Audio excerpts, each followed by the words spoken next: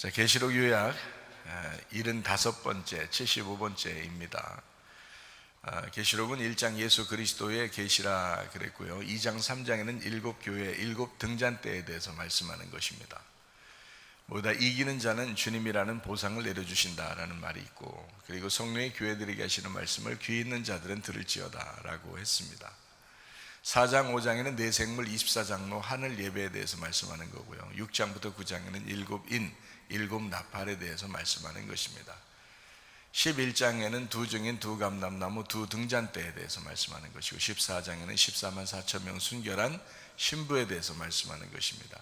16장부터 18장에는 7대접 음료 짐승 심판에 대해서 말씀하는 것이고, 19장에는 어린 양의 혼인잔치 8절에 세마포 준비에 대해서 말씀하는 것입니다. 20장에는 영 안에서 첫째 부활에 동참하다 생명책에 기록된다는 말씀이 있습니다. 21장, 22장은 새 예루살렘 생명나무 주님을 기다림 아멘 이렇게 되어 있는 말씀입니다. 우리는 그 계시록의 이제 중간 부분이죠. 16장부터 18장까지의 말씀을 보면 음녀 짐승 심판에 대해서 나오는 말씀이에요. 그럼 음녀 짐승 심판에 대해서 나와 있는 말씀이니까 반대로 살아야 되겠다라는 거죠. 음녀 반대가 신부니까 신부처럼 신부로 살아야 되겠다는 말이고, 그리고 짐승을 따르는 자가 되지 말고 어린 양을 따르는 자가 되어야 되겠다라는 그런 말씀입니다. 성경은 어떻게 되어 있냐면 신부 안에 신랑이 들어 있습니다. 그러니까 새 예루살렘이라고 하는 곳 안에 성전이 들어 있다라는 말이고요. 그래서 신부에 대한 이야기가 나오면서 어린 양이 우리의 신랑 되신다 이렇게 이야기를 하죠. 그래서 신부 안에 어린 양이 계시다. 그러니까 어린 양은 예수님을 얘기하는 거고, 우리 안에 예수님 계신다라는 그러면 완성이에요. 그러니까 예수님 우리 안에 계시면 그러면 이제 완성된 거예요. 그러니까 신랑과 신부가 같이 있잖아요. 그러니까 이걸 완성이라고 그렇게 말을 해요. 그게 천국이라고 말하는 겁니다. 그러니까 천국이라는 그 자체가 어린 양 되신 예수님이에요. 그분이 천국이거든요. 그분을 모시고 있는 새 예루살렘도 같이 천국이죠. 그래서 새 예루살렘을 천국이다 이렇게 표현하는데, 그 천국이라고 하는 새 예루살렘이 신부예요. 그 신부를 교회라고 그러는 것입니다. 그러니까 교회가 곧 신부요, 새 예루살렘이요, 천국이 되어야 된다라는 그런 말이거든요. 그게 이제 성경 말씀입니다. 그래서 성경책은 아주 간단해요. 밭이 있다면 그 안에 씨가 들어있다라는, 그게 이제 완성이 된 거죠. 밭에 씨가 뿌려지면 그러면 씨가 들어가잖아요.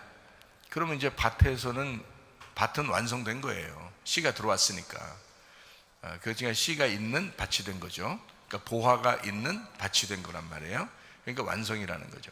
씨가 뿌려지지 않으면요, 말씀이 심겨지지 않았단 말이에요. 그럼 밭만 있다고요. 밭만 있으니까 그거는 완성된 밭이 아니라는 거죠. 그러니까 새 예루살렘이 있는데 거기에 성전 대신 어린 양이, 신랑 대신 예수님이 그 안에 없으면 완성되지 않은 새 예루살렘이란 말이죠. 그러니까 새 예루살렘에는 반드시 어린 양이 있어야 된다. 그래서 이게 이제 처음에 창세기에 있는 에덴 동산에 아담을 거기다 집어넣고 주인으로 만들었단 말이에요. 그 땅을 갈고 땅을 농사하고 땅에서 예배하는 그 사람을 만들었는데, 이게 실패했다고요. 선악과 먹고서. 그래서 요한계시록까지 이제 이 성경 말씀을 쭉 써 내려가면서 마지막 새 예루살렘인 에덴 동산에 이거를 이제 새롭게 만들어서 그 안에 성전 대신 어린 양 예수님이 그 안에 주인 되신다는 것이죠.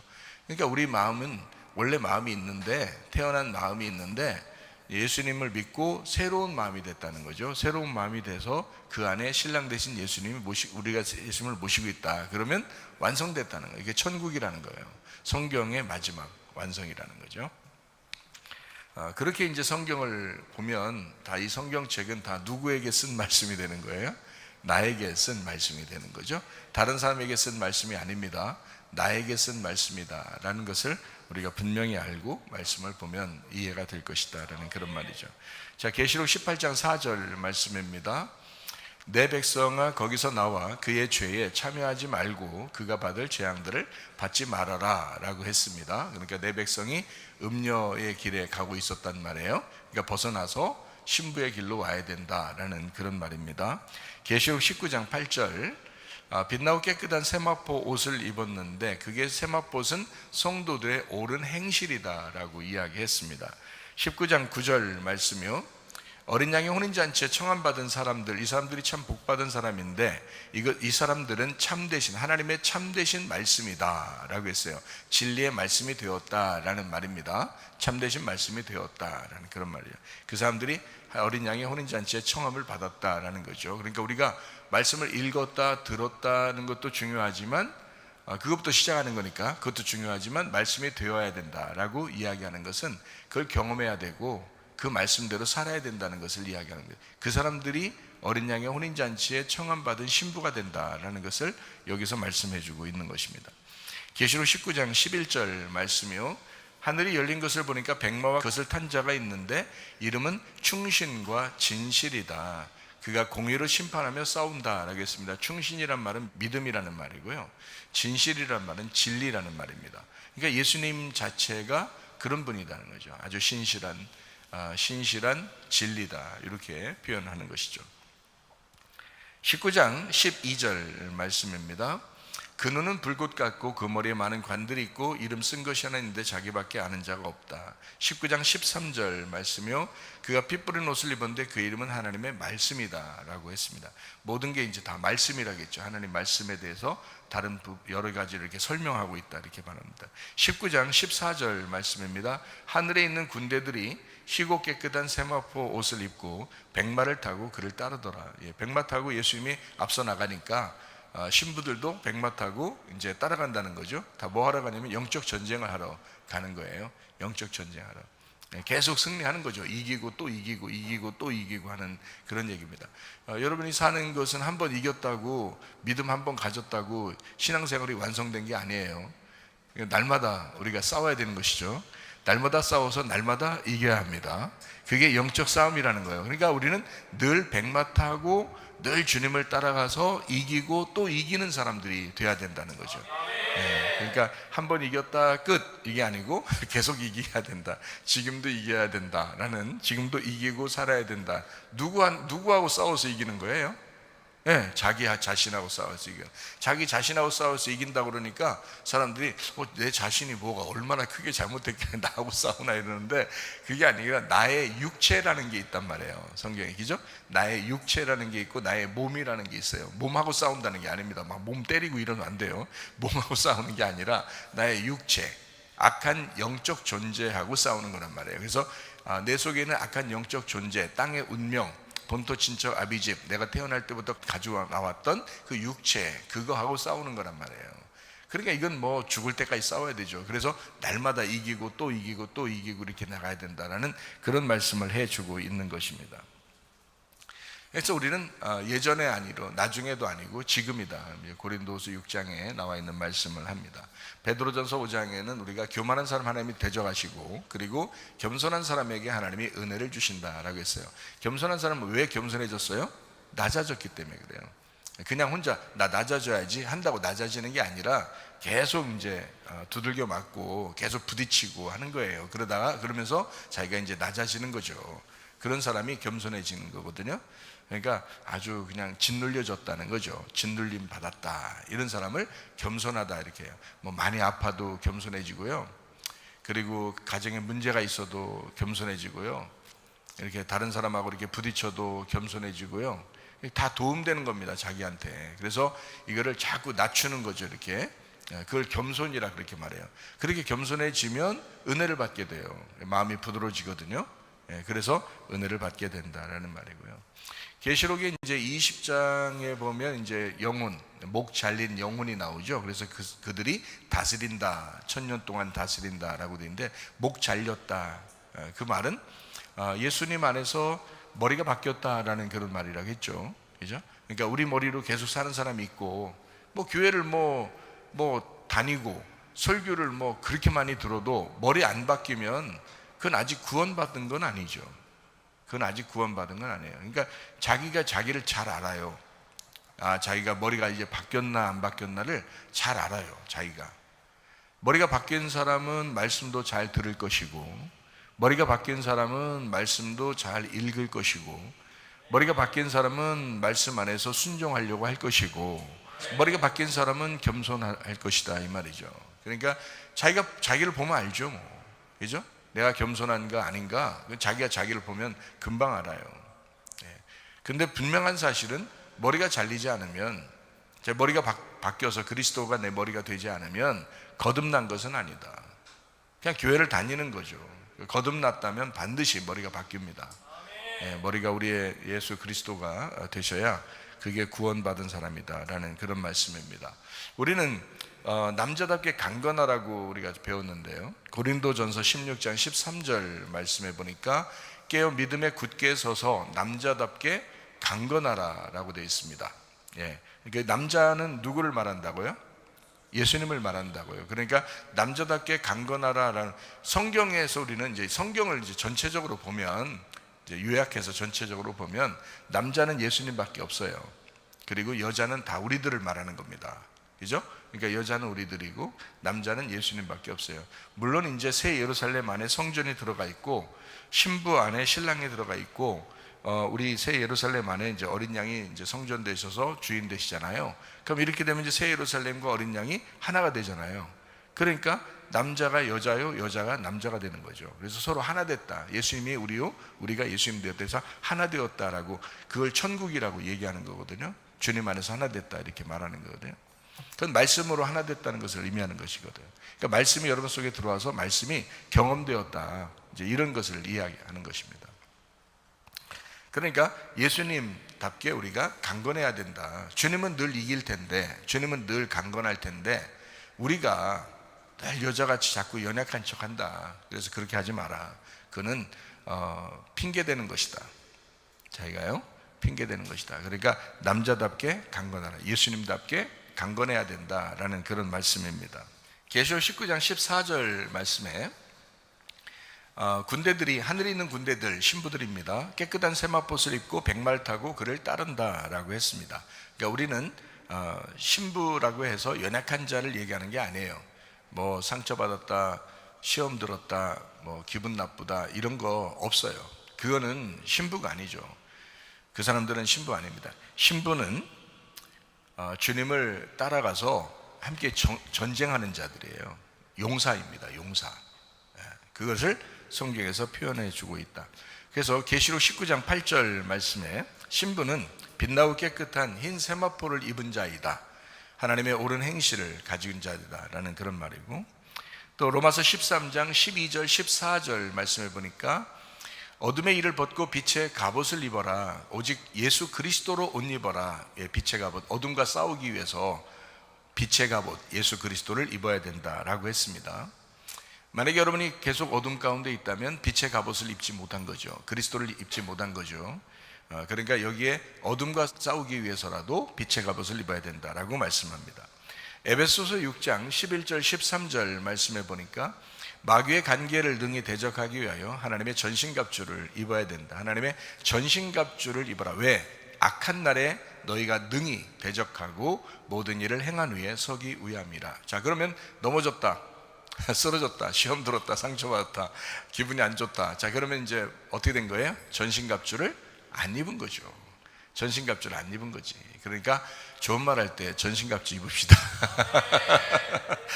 그러면서 하는 거예요. 전신갑주를 좋은 말 할 때 입어야지. 하나님이 심판하실 때 입으려고 그러면 안 돼. 그때는 늦은 거야.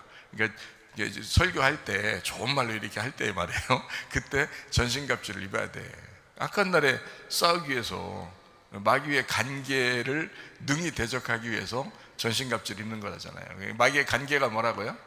마귀의 간계가, 마귀는 우리의 그 3, 4대의 우리의 조상 쪽부터 내려오는 우리 집안을 그 중심에 서서 마귀가 여행을 하고 있어요. 왔다 갔다 왔다 갔다. 그 조상부터 후손까지 요 3, 4대를 다 알고 있단 말이에요. 그러니까 여러분의 집안의 내력을 다 알고 있는 게 마귀예요. 그 마귀의 간계란 말이에요. 그게 그 마귀의 간계니까 여러분이 이길 수 있는 장사가 없어요. 전신갑주를 입기 전에는 절대 못 이기게 돼 있습니다. 그러니까 전신갑주를 입으면 어떻게 돼요? 이기는 거예요. 왜냐? 전신갑주를 입는 게 이기는 거거든요. 뭐 마귀 안 보이니까 막 싸울 수는 없어요, 우리가. 그러니까 전신갑주만 입으면 돼. 전신갑주. 그래서 전신갑주 입고 승리하는 거죠. 그것만 입으면 승리한다는데 뭐 여기 마귀의 간계가 있잖아요. 분명히 마귀의 간계가 있잖아요. 그거 마귀의 간계를 능히 대적하기 위하여 전신갑주를 입어라 라고 돼 있거든요. 그러니까 분명합니다. 마귀의 간계가 있어요. 그렇지만 우리는 전신갑주라는 게 있다. 우리한테는 마귀가 야 나는 간계라는 게 있거든, 그놈이 그렇게 얘기할 거란 말이에요 우리한테. 그럼 우리는 뭐라고 얘기해야 돼? 야, 우리는 전신갑주라는 게 있다. 전신갑주, 그건 충분히 너를 이길 수가 있다, 이렇게 얘기하는 거죠. 그죠? 그러니까 우리는 전신갑주 입으면 되는 거예요. 다른 거 없어요. 우리 감정적으로 믿음 생활하지 마시고, 그때그때마다 흔들리는 감정적인 믿음 생활은 위험합니다. 이성적으로 믿음을 가지고, 아주 지적으로 믿음을 가지고 가정생활도 하고 교회생활도 하고 하면 여러분 승리합니다. 지적인 믿음 생활, 남자답지 못하게 생활하지 말고 남자답게 생활해라, 예수님답게 생활해라, 이렇게 이야기하는 것입니다. 무슨 일 하든지 다 주께 하듯 하라 그랬죠. 골로새 3장 23절 말씀해 보니까 무슨 일을 하든지 마음을 다해 주께 하듯 하고 사람에게 하듯 하지 마라 라고 되어 있습니다. 다 주님 생각하면서 하라는 거죠. 왜냐하면 골로새 3장 24절 말씀에 일의 상급은 주님이 주시고 우리는 주님을 섬기기 때문이다 라고 나와 있습니다. 그리스도를 살아간다라는 거죠. 우리가 그리스도를 안다는 게 아니라 그리스도를 살아간다는 것입니다. 그러니까 몸을 가졌는데 행함이 없으면 죽은 믿음이잖아요. 그러니까 몸을 가지고 있으니까 우리는 그래도 귀신의 믿음은 아니란 말이에요. 그러니까 우리가 몸을 가지고 있으니까 그것을, 믿음을 가졌으면 그것을 내가 몸으로 행동해야 되겠다, 순종해야 되겠다라는 그런 것이 우리에게 승리의 비결이잖아요. 귀신의 믿음과 다른 점이 그거예요. 귀신도 믿어요. 야고보서 2장에 보면 귀신도 하나님을 믿고 떤다 그랬습니다. 분명히 그가 믿는 믿음도 가지고 있어요. 그런데 몸이 없으니까 행할 수가 없는 거예요. 이미 끝난 족속들이야 이게 귀신이. 그러니까 몸이 없으니까 행동을 못해. 알긴 알아, 믿음도 있어, 하나님이 사시다는 것을 믿어요, 하나님이 진짜라는 것도 믿어요, 천국과 지옥도 믿어요, 다 알아요. 그런데 행동할 수 없어요. 그래서 귀신의 믿음은 실패하는 것이다. 그래서 귀신의 믿음을 갖지 않고 우리가 이제 그리스도의 믿음을 가지고 있는 사람들은 몸이 있으니까 그 믿음을 행동으로 옮길 수 있거든요. 그런데 왜 괜히 넘어지냐 이 말이에요. 괜히 넘어지고 핑계 대려고 그러고 그럴 필요 없어요. 우리가 계속 승리할 수 있습니다. 귀신의 믿음이 아니니까, 우리가 그리스도의 믿음을 가졌으니까 그리스도를 살아가는 거예요. 말씀을 살아가는 거예요. 말씀을 들었으면, 말씀을 읽었으면 계속 그렇게 살아가려고 하는 거죠. 고린도전서 16장 13절 말씀이요, 남자답게 깨어 믿음에 굳게 서서 남자답게 강건해야 된다, 계속적으로 강건해 나가야 된다라는 그런 말이고요. 깨어있다, 아주 누워있지 말고 잠자지 말고 깨어서 경계하고 주의해야 된다라는 말이고, 그러니까 이런 믿음을 가져야지. 말씀을 들었으면 그 피스테스, 이게 믿음이에요, 말씀입니다. 서서 아주 부활해서 일어난 자로 참고 견디어 그대로 딱 정지해서 아주 흔들리지만 요동하지 않고 그냥 딱 정지해 있는 믿음을 그렇게 가지고 있어야 된다. 참 그런 사람 많진 않아요. 근데 그런 사람도 있어요. 그러니까 그런 사람이 되려고 해야지. 흔들리는 사람 되려고 하면 되겠어요? 그러면 남자답게 강건한 게 아니지. 흔들리는 사람 되면 안 되지. 굳게 서 있어야지. 그 자리를 지켜야지, 그 믿음을. 그리고 남자답게, 이건 남자니까 예수님답게 이 말입니다. 남자답게 처신하고 행동하는 거죠. 그러니까 흔들리지 않는 그런 겁니다. 그리고 강건하라는 말은 부여된 강력한 통치, 하나님의 권세, 하나님의 권능, 그 힘으로 강해지는데 계속적으로 더 강하고 더 강하게 살아야 된다라는 것을, 강화되는 것을 이야기하는 것입니다. 계시록 19장 14절 말씀이요, 하늘에 있는 군대들이요 희고 깨끗한 세마포를 입고 백마를 타고 따라가더라. 그러니까 연약한 자들이 아니고 싸우는 자들이다 라는 것을 우리가 분명히 알아야 됩니다. 히브리서 11장 1절 말씀이요, 믿음은 바라는 것들의 실상이요 보이지 않는 것들의 증거가 된다라고 했습니다. 우리가 예수 그리스도가 우리의 믿음이니까, 나의 믿음 가지면 흔들리죠. 나의 믿음 가지면 넘어집니다. 제가 누차 여러분에게 이야기하는데 예수님의 믿음을 가져야 된다. 왜냐하면 예수님 믿음은 남자다운 거예요. 그분은 흔들리지 않습니다. 그러니까 우리 자신은 그럴 수 있구나, 연약하구나라는 것을 인정하되, 나는 그럴 수 있다, 나는 연약하다, 그러니까 나는 넘어져도 괜찮다라고 생각하지 말고, 예수님의 믿음을 내가 가져야 되겠다, 나는 힘드니까, 나는 연약한 자니까 예수님의 믿음을 오늘도 가져야 된다, 내일도 가져야 되겠다, 계속 내가 예수님의 믿음 가지고 살아야 되겠다라고 하면 된다는 거죠. 어렵지 않습니다. 예수님 믿는 거 어려워요? 하나도 안 어려워요. 왜? 예수님 믿음으로 사니까. 아이고, 내가 얼마나 힘든지 몰라요, 신앙생활 하는 게 그렇게 힘든지 몰라요. 네 믿음으로 했겠지. 그럼 이제까지 네 믿음으로 살았겠지. 그러나 예수님 믿음을 의지하고 살으려고 그렇게 했으면 너는 전혀 어렵지 않았겠지.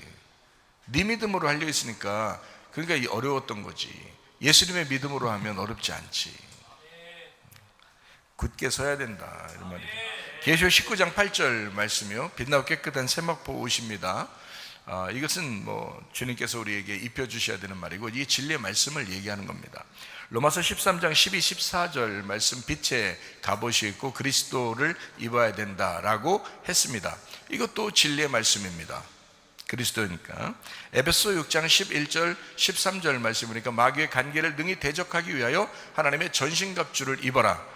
하나님의 전신갑주를 취하라. 악한 날에 너희가 능히 대적하고 모든 일을 행한 후에 서기 위함이라. 이거 대적할 수 있는, 마귀를 대적할 수 있는 힘은 전신갑주밖에 없다고 그랬잖아요. 그러니까 이것도 진리의 말씀입니다. 그러니까 정신 차리고 경계하며 깨어나야 합니다. 믿음을 믿는 심정으로 예수님의 강한 통치를 받으면서 그 자리에 참고 견디어내야 합니다. 고린도전서 16장 13절 말씀입니다. 깨어 믿음에 굳게 서서 남자답게 강건해야 된다. 남자답게 의리를 지키면서 그 믿음으로 살아야 된다라는 그런 말씀입니다. 여러분, 우리가 교회 생활하고 가정 생활하다 보면 참 어려운 문제들이 많이 있습니다. 그러면 예수님 마음을 한번 생각해 보세요. 예수님 마음은 어떻게 하길 원하시는가? 예수님 마음이 어떤가 한번 생각해 보세요. 예수님은요, 가정을 잘 세워나가기를 원하십니다. 예수님은요, 가정을 해체하고 가정을 파괴하고 교회를 해체하고 교회를 파괴하고 하는 것은 마귀가 하는 일이에요. 예수님의 마음은 가정을 잘 세우길, 재건축하기를 원하셔요. 그러니까 자꾸 사람을 세워야 되죠. 가정을 자꾸 세워줘야 되는 겁니다. 교회도 자꾸 사람을 세워줘야 되는 거예요. 근데 뒤에서 이간질하거나 이러면 안 돼요. 무슨 말인지 알겠어요? 교회는 뒤에서 이간질하는 사람이 마귀입니다. 그러니까 그 사람이 마귀는 아니지, 마귀의 꼬임을 당한 거지. 가정에서도 뒤에서 이간질하면 마귀의 꼬임을 당한 것입니다. 그러니까 가정을 재건축하시기를 원하시는 분이 바로 주님이시다. 교회도 재건축하기를, 계속 재건축하는 거예요. 여러분 마음도 계속 재건축하십니다. 하나님이. 그게 주님의 마음이에요. 우리가 그냥 있는 그대로 믿음 가지고 그냥 사는 게 아니에요. 계속 하나님은 우리를 다시 세우는 그런 역할을 하시거든요. 그래서 가정마다 또 교회를 시작하는 목사님도 계시죠, 그죠? 우리 가정에서도 교회를 시작했는데요. 이 교회를 세우는 사람이 있잖아요. 가정도 그 가정을 세우는 사람이 있잖아요. 그래서 그거를 뭐라고 얘기하냐면 가장이라고 그래요. 가정을 세우는 자다 해서 가장이라고 해요. 가장인데요, 가정에서도 세우고 교회에서도 세우는 자를 뭐라고 그러냐면 뿌리라고 그럽니다. 뿌리. 근데 이게 교회에서, 가정에서 믿음으로 이제 얘기를 한다면, 말씀으로 얘기를 한다면 믿음의 뿌리가 있어요. 그러니까 그냥 우리가 가장 그러면 부모 아니면 남편과 아내, 이게 가장이잖아요. 그런데 믿음의 뿌리가 있어요. 예를 들어 남편과 아내가 있는데 둘 중에 믿음이, 아내가 먼저 믿음을 가진 사람이라면 이 사람이 믿음의 뿌리예요. 여기. 그래서 이제 겉으로 볼 때는 부부가, 또는 남편과 아내에서 남편이 먼저고 이렇게 해서 가정의 가장이라고 표현하잖아요. 그런데 믿음으로 봐서는 그 가정의 어린아이가 믿음의 뿌리일 수도 있어요.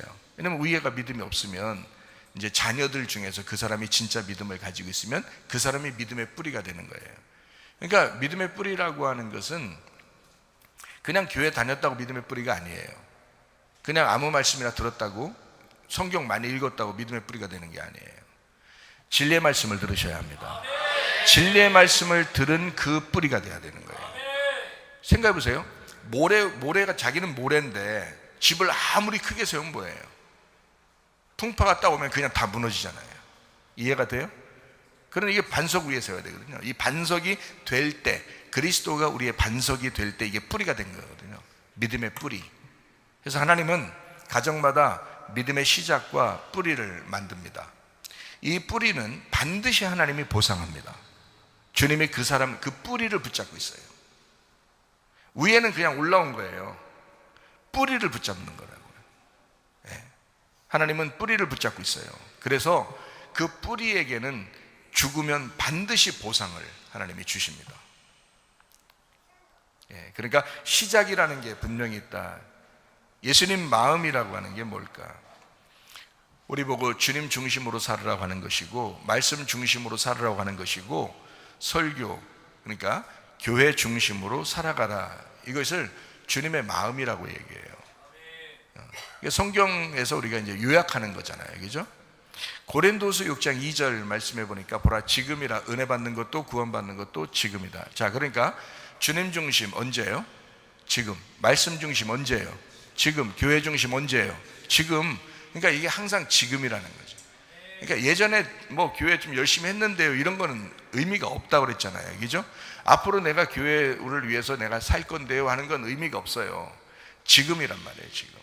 항상 성경은 지금을 얘기해요. 그래서 우리 보고 인내해야 된다, 인내하고 오래 참아야 된다, 그게 너희 영혼을 구원할 것이다 라고 이야기하고 있습니다. 여러분, 성경에 보면 애굽에서 탈출해서 광야로 나간 이스라엘 백성들이 있습니다. 광야에 갔는데도 거기서 실패해가지고 다시 애굽에 가자고 하면서 실패해가지고 거기서 다 죽는 사람들이 또 생겨요, 그죠? 우리는 여호수아 갈렙처럼 끝까지 가나안 땅에 도달해야 되거든요. 애굽에서 출발했는데 가나안까지 가는 거예요. 그러면 중간에 광야라는 것에 이렇게 들어간다고요. 광야에 들어가면 이게 우리 최전사가 얘기했던 것처럼 미드바르잖아요. 미드바르. 이게 다바르가 있는 장소란 말이에요. 그래서 다바르 장소, 말씀이 있는 장소란 말이에요. 이 말씀이 있는 장소에 왔다고요, 광야에서. 근데 말씀을 듣고 기적을 맛보고 해도 애굽으로 돌아가지 않은 사람들이 있어요. 세상을 자꾸 그리워하고. 이게 이런 사람이 태반이에요, 태반. 생각해보세요. 이스라엘 백성들이 애굽에서 기적을 맛보고 나온 사람들입니다. 홍해바다까지 건너가지고 나온 사람들이에요. 그런데도 기적을 막 엄청나게 보는데도, 그런데도 막 다 멸망해버려요. 근데 한 사람도 안 빼놓고 다 멸망해버려요. 그것도 기적이요. 그것도 기적이요. 두 사람만 빼놓고 나머지 다 멸망해서 그 놀라운 기적 아닙니까? 생각해보세요. 그 놀라운 기적이잖아. 2명 빼놓고 나머지 다 멸망했다면 그것도 기적이잖아. 쉬운 일 아니잖아. 근데 거의 다 그렇다는 거예요. 그리스도인들이라고 얘기하면서 교회에 나왔어도 거의 다 그렇다는 거예요. 문제는 진짜 특별하게 믿음 생활하는 사람이 거의 없다는 거야. 다 넘어져요, 자기 승질 때문에. 여호수아와 갈렙처럼 끝까지 살아갈 수 없을까? 여호수아와 갈렙처럼 끝까지 가나안 땅까지 갈 때까지 자기를 부셔가면서 좀 짓눌려 가면서 겸손하게 그렇게 살아갈 수 없을까? 은혜 받으면서. 그걸 은혜라고 그러잖아요. 뭘 그렇게 막 그냥 자기를 나타내려고 그렇게 합니까? 겸손해야지. 겸손해야지. 그게 천국 가는 길이에요. 겸손한 게 천국 가는 길이요. 천국 가는 유일한 길이라고 한다면 겸손이야. 알아요? 겸손해야 은혜 받는 거요. 근데 집안 대대로 겸손이 아주 드문 사람들이, 많은 사람들이 많아요. 드문 게 많은 사람들이 많아. 집안 대대로 그거 무너뜨려야 돼. 그 집안에 내려오는 마귀가 간계를 부리고 있다고. 다 안다고. 집안에 내려오는 사람, 어떤 사람 어떻게 쓰러뜨릴 수 있을까 다 안다고요. 전신갑 집으셔야 돼. 겸손하게 주님의 믿음을 가지고 살아야 돼. 그래서 겸손하게 자기를 부셔. 그냥 누가 얘기하면 그냥 부셔줘. 설교 말씀하면 그냥 부셔지라고. 또 그냥 얘기하면 부셔. 무조건 그렇게 부셔지잖아요. 그럼 가루가 돼버려. 그러면 그게 겸손이라고 그러는 거야. 그럼 은혜 받아요. 겸손하면 은혜를 받는다. 다른 방법이 없어요. 천국 가는 방법은 겸손한 거예요. 여러분, 인생이 여러분 막 달콤해요? 제가 살아보니까 인생이 달콤하지는 않던데. 인생이 달콤하지 않아. 애굽에서 출발해서 광야로 갔어. 믿음으로 출발한 거예요. 유월절 무교절을 지나서 애굽을 탈출해서 광야로 가는 사람들 보고 쓴나물, 유월절 냈는데 쓴나물, 유월절 무교절 중에 쓴나물 같은 거 뭐예요? 쓴나물. 왜 쓴나물을 먹게 해요? 인생 만만치 않다는 거예요. 너희들이 이거 출발하는 거 예수 믿고 예수 피를 의지하고 시작하는 게 만만치 않은 인생이라는 거예요. 쓴나물 계속 먹으라. 인생 쓰다는 얘기예요. 주님을 따라가는 게 쉽지 않다. 잘 생각해봐요. 자, 주님 따라가는 게 쉬운가 안 쉬운가 가만히 생각해봐요. 한 말씀만 생각해봐도 우리 잘 알아요. 주님의 제자가 되는 길이 있어. 어떻게 하면 제자가 돼요? 자기를 부인해야 돼. 주님의 제자가 되는 길은 자기의 십자가를 져야 돼. 자, 쉬워? 이 자체가 벌써 쉬운 게 아니야. 쓴나물이야. 우리 주님 따라가는 거요, 쓴나물이야. 그냥 그거 씹어먹고 그러는 거예요. 그거 씹어먹고. 인생이 만만치가 않다. 눈물을 흘리며 주님을 따라가는 사람, 기쁨으로 단을 거둘 것이다. 견디는 게 쉽지 않다, 한마디로. 근데 주님은 그거를 갖다 기억하시고 그 사람을 인도하시고 보상하실 것이다, 그런 말입니다. 지나간 과거가 아니에요. 이게 지금도 우리 인생이 이렇게 쓸 수 있다는 거야. 쓰다, 인생이. 고린도서 6장 2절 말씀에 뭐라고요? 보라, 지금이라. 은혜 받는 것도 구원받는 것도 지금이다. 과거나 미래가 아니다, 지금이다. 구원은 각자예요. 반드시 파괴하시고 구원하신다. 반드시 무너뜨리고 구원하신다.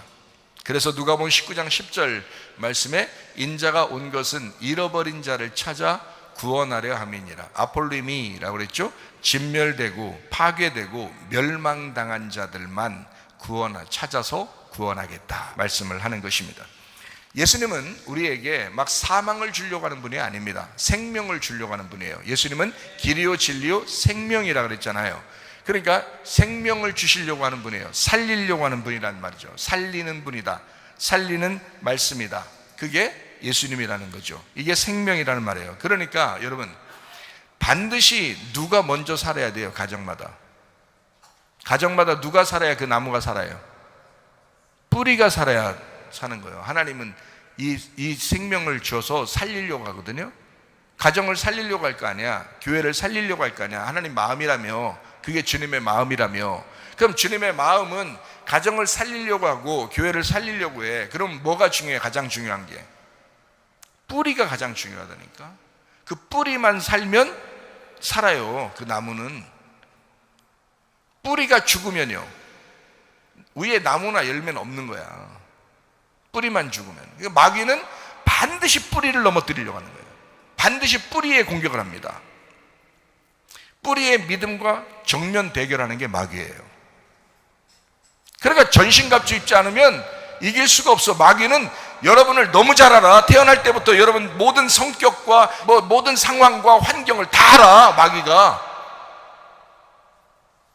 그러니까 마귀는 계속 공격할 건덕지를 찾는 거야. 그 틈을 노리는 거야. 조그만 틈만 보여도 그걸 공격해. 그러니까 전신갑주 있지 않으면 안 돼. 여러분, 가정을 살리고 싶습니까? 교회를 살리고 싶습니까? 뿌리가 건져내야 돼. 뿌리가 살아야 돼. 믿음의 뿌리가 흔들리지 않도록 만들어 주셔야 돼. 근데 믿음의 뿌리가 견고하지 않은 사람들이 꽤 많다는 거지. 하나님은 생명이고 예수님은 생명이고 우리를 살리려고 하는데, 믿음의 뿌리가 살아야 죽어가는 사람도 사는 거예요.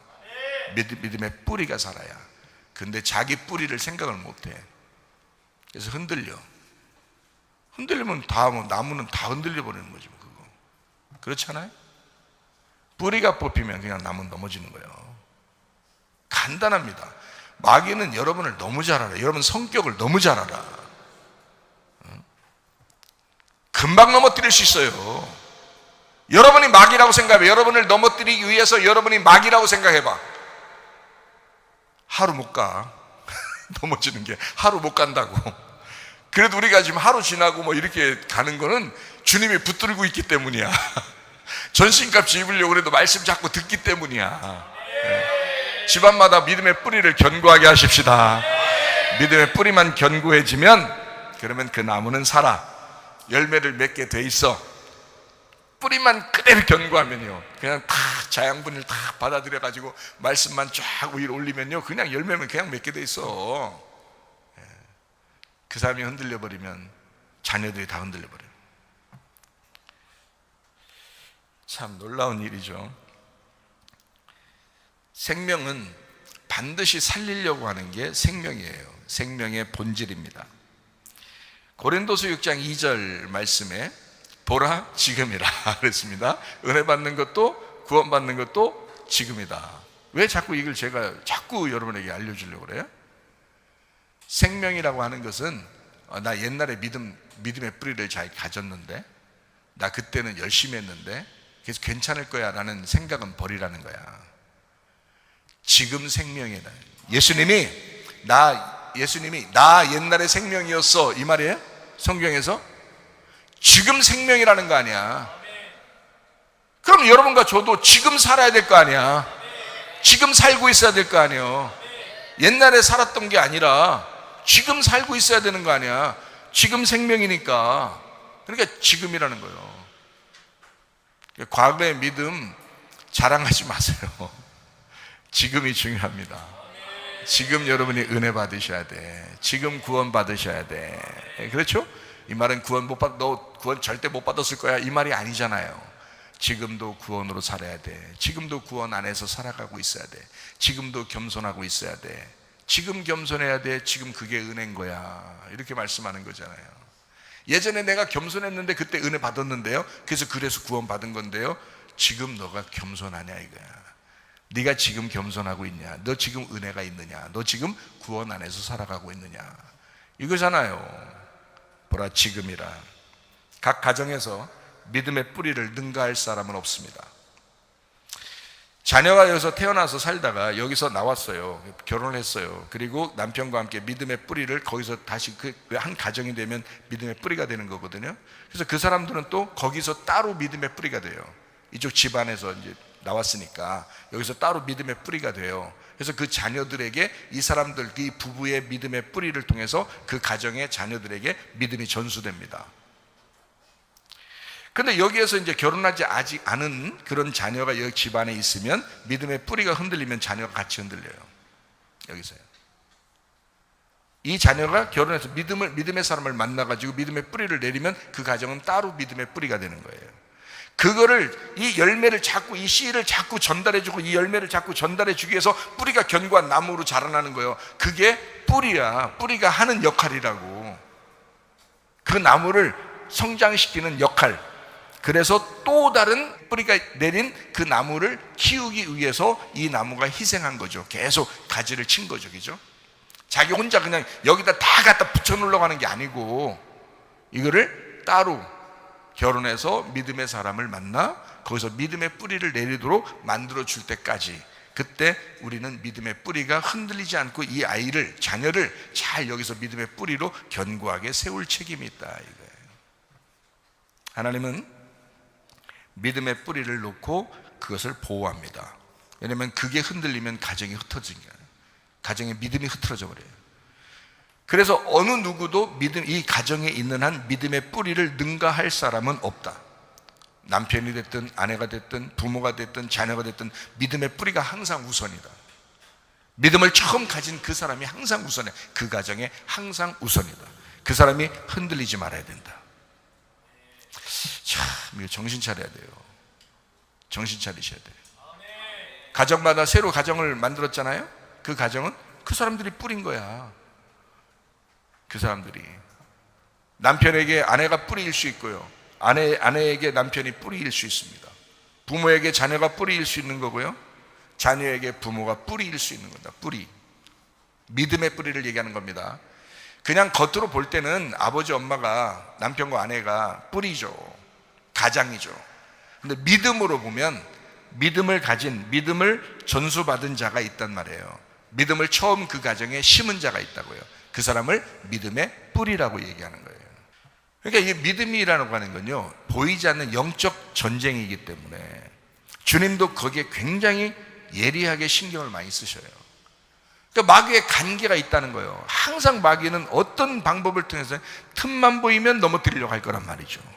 여러분의 성격을 마귀가 다 아니까 금방 넘어뜨릴 수 있죠 뭐. 그런데 우리가 전신갑주 입으면 승리합니다. 생명은 분명히 살아있고 예수 그리스도가 생명이기 때문에 뿌리를 견고하게 만들려고 주님은 우리에게 생명을 불어넣어 주려고 한단 말입니다. 계속 살리려고 한다. 항상 믿음의 뿌리가 우선입니다.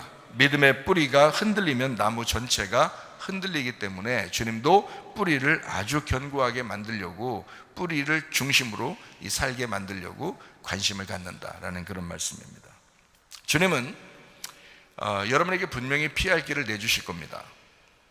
고린도전서 10장 13절 말씀이요, 사람이 감당할 시험 밖에는 너희가 당한 것이 없나니 오직 하나님은 미쁘사 너희가 감당하지 못할 시험당함을 허락하지 아니하시고 시험당할 즈음에 또한 피할 길을 내사 너희로 능히 감당하게 하시느니라. 주님은 피할 길을 내주시고 피할 길을 예비하십니다.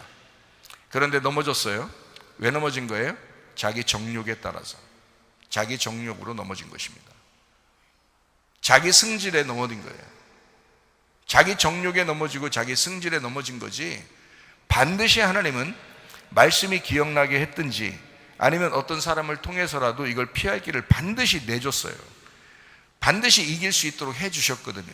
근데 넘어진단 말이에요. 자기가 넘어지고 싶었던 거예요. 자기가 그냥 그렇게 살고 싶었던 거야. 한번 해보고 싶었던 거야. 그러다가 마귀는 한번 해보고 싶은 걸 가만 놔두질 않아요. 마귀는 그거 하나 딱 붙들면 끝까지 파고 들어갑니다. 왜 이런 얘기가 있죠? 댐이라는 큰 댐이 있잖아요. 물 막 이렇게 담아놓는 큰 댐이 있는데 그것도 뭐가 이렇게 넘어뜨린다고, 이것도 댐을 무너뜨리는 게 뭐라 그래요? 개미 하나가, 개미가 그것을 속에서 구멍을 내면 그 구멍을 통해서 처음에는 그게 뭐 조금이겠죠. 조금이겠죠. 나중에는 그 물줄기를 이겨내지 못하고 무너진다 그러잖아요. 그러니까 작은 것 하나가 우리를 넘어뜨린다고. 틈을 보이지 말라. 마귀에게 틈을 보이지 마라. 야고보서 1장에 보니까 걸려 넘어지는 것 순전히 자기의 정과 욕심 때문이다. 야고보서 1장에 말씀하고 있습니다. 믿음의 뿌리를 주님이 잡고 계십니다. 언제요? 지금 고린도서 6장 2절 말씀이죠. 지금 주님이 붙들고 있는데 솔직히 말하면 네가 흔들린 거잖아. 네가 넘어지고 싶었던 거잖아. 네가 미련한 거잖아. 네가 지혜가 없는 거잖아. 네가 말씀 안에 살지 못했던 거잖아. 주님은 붙들고 있는 게 분명히 뿌리를 붙들고 있어. 언제? 지금 계속 붙들고 있었다고요. 네가 넘어진 거잖아. 주님의 피할 길을 내줘도, 말씀을 계속 우리 교회에서 전달해줘도 네가 넘어지고 싶었던 거잖아. 네가 괜히 승질났던 거잖아. 네가 괜히 자존심 세웠던 거잖아. 네가 넘어지고 싶었던 거잖아. 겸손하게 말씀을 따르고 순종했어야지. 겸손한 사람에게만 은혜가 옵니다. 겸손한 사람에게만. 여러분, 보아스가 룻을 덮어줍니다. 룻기서 3장에 있는 말씀이거든요. 보아스가 룻을 덮어줘요. 그러면 여러분, 믿음의 뿌리를 가진 사람은 믿음의 뿌리를 주님께서는 어떻게 할까요? 덮어주시죠. 막 다 덮어줄 것 같아요? 아니에요. 믿음의 뿌리가 가장 우선이야. 주님은 가정에도 교회도 믿음의 뿌리가 우선이야. 그것만 견고해지면 나무는 세워지거든요. 그러니까 주님은 덮어주셔. 보아스가 룻을 덮어주듯이 믿음의 뿌리를 반드시 외면하지 않고 덮어주신다. 주님은 각자의 가정마다 믿음의 뿌리는 하나입니다. 뿌리가 나무를 지탱하는 거예요. 뿌리가 여럿이 아닙니다. 뿌리는 하나예요. 그 한 사람을 통해서. 우리 외할머니가 우리 집안의 믿음의 뿌리였었는데요. 우리 외할머니, 그 한 분을 통해서 믿음이 내려와서 장로, 목사 이런 사람들이 100 몇십 명이에요. 우리 우리 믿음의 뿌리 하나가 외할머니 한 분을 통해서 참 놀라운 분이었어요. 그 한 사람의 믿음을 때문에. 적어도 여러분 우리가 그 정도는 못 따라 해도요, 여러분 자녀들한테만큼은, 여러분의 남편이나 아내만큼은, 여러분 자녀들에게만큼은 자기가 믿음의 뿌리로서 정확하게 해주셔야지. 믿음을 전수해 주셔야지. 룻기서 3장입니다. 보아스가 룻을 덮어주기만 한 것이 아닙니다. 아예 합법적인 결혼을 했습니다. 보아스가 룻을 그냥 대충 옷만 덮어주고 이제 그거로 끝내자 이렇게 할 것 같아요? 아니에요. 합법적인 결혼합니다. 주님은 믿음의 뿌리가 된 사람에게 그런 존재이십니다. 반드시 그 사람을 외면하지 않고 끝까지 책임지겠다. 합법적으로 책임지시는 분. 가정에서 뿌리라는 존재는 땅 아래에서 보이지 않는 게 특징입니다. 잘 들어요. 믿음의 뿌리라고 해서 대우받으려고 믿음의 뿌리 되는 것이 아닙니다. 믿음의 뿌리는 나무 밑에 있어요. 땅 밑에 있어요. 보이지 않습니다. 보이지 않게 죽을 때까지 그냥 있는 거예요. 거기에 나무의 열매가 아무리 맺혀도 무성하게 돼도 나무의 뿌리는 땅 속에 있는 거예요. 안 보이는 거예요. 대우받으려고 있는 게 아니에요. 나무의 뿌리는. 믿음의 뿌리를 가진 사람들은 대우받으려고 믿음의 뿌리가 있는 게 아니요, 더 겸손하셔야 돼. 더 땅속에 들어가셔야 돼. 남에게 보이지 않아도 더 열심히 주를 위해서 살아야 돼. 뿌리가 온전하게 땅속에 있어서 안 보이기 때문에 사람들이 잘 알아주질 않아요. 그 사람이 믿음의 뿌리인지도 몰라요. 가족들도 알아보질 못해요. 주변 사람들도 알아보질 못해요. 그냥 혼자 눈물을 흘리면서 땅 속에서 그 나무를 지탱해 나가는 거예요. 그게 믿음의 뿌리입니다. 아무도 알아주지 않는 그 믿음의 뿌리를 주님이 알아주실 것입니다. 다른 사람들은 몰라요. 그 사람이 얼마나 눈물을 흘렸는지. 그 믿음의 뿌리는 가정을 위해서 눈물을 많이 흘렸습니다. 믿음의 뿌리는 교회를 위해서 눈물을 많이 흘렸습니다. 사람들이 알아주지 않아요. 땅 속에 있잖아요. 보이지 않아요. 그 사람이 홀로 하나님 앞에 얼마나 애타게 기도했는지 아무도 몰라요. 내가 이런 사람이야, 내가 이렇게 해서 알아달라고 할 필요도 없어요. 그 사람은 그렇게 살 팔자예요. 그게 뿌리라고 하는 거예요. 믿음의 뿌리요. 믿음의 뿌리들이요. 그게 뿌리란다. 그게 뿌리란다. 땅 속에서 눈물 흘리는 거란다. 아무도 알아주지 않아도 그렇게 우는 거란다. 주님과만 상대하는 거란다. 땅속 깊이 들어가 주님과만 상대하는 거란다. 교회는 동일한 복음을 가진 자들의 모임입니다. 언제요? 지금. 고린도서 6장 2절 말씀 보라 지금이라. 은혜 받는 것도 구원 받는 것도 지금입니다. 교회는 동일한 복음을 갖지 못한 자들에게 복음을 전해서 동일한 복음의 공동체가 되라고 하는 곳입니다. 보라 지금이라. 은혜 받는 것도 구원 받는 것도 지금이다. 어제까지의 일은 다 잊어라.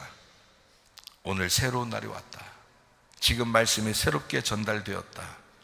그래서 저는요, 주님의 공동체와 함께 동행하기를 원합니다. 저는 뭐 아무나 막 동행하고 그러지 않아요. 저도 뭐 목사님이니까 마음 착해야 되잖아요. 착하죠. 제가 뭐 악합니까? 그냥 일부러 악하게 살려고 하겠습니까? 착하게 살려고 하죠. 그렇다고 해서 아무하고나 막 시간 보내면서 같이 그래야만 착한 건 아니란 말이에요.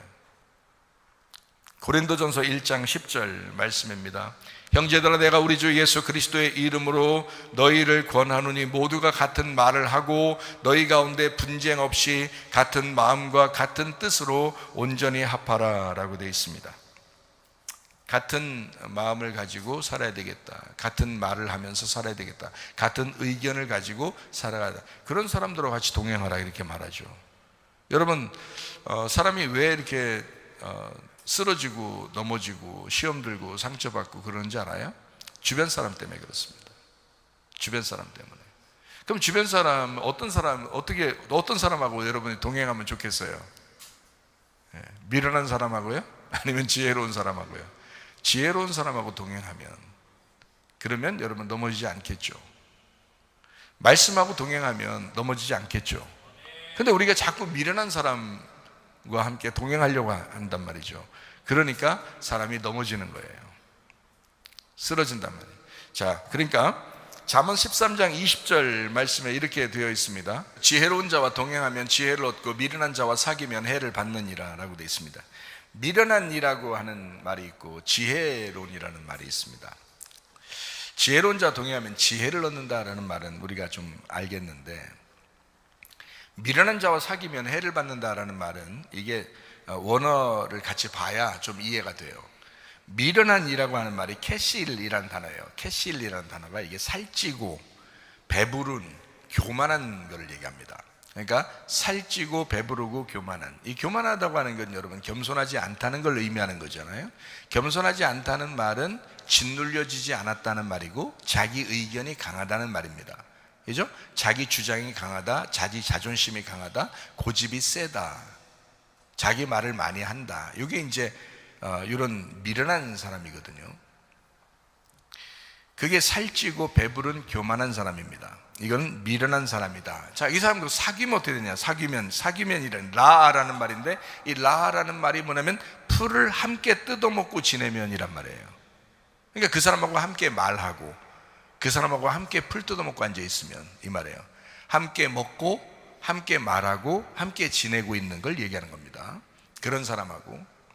그러면 해를 받는다라고 돼 있어요. 이 해를 받는다, 이 해가 루아입니다. 루아.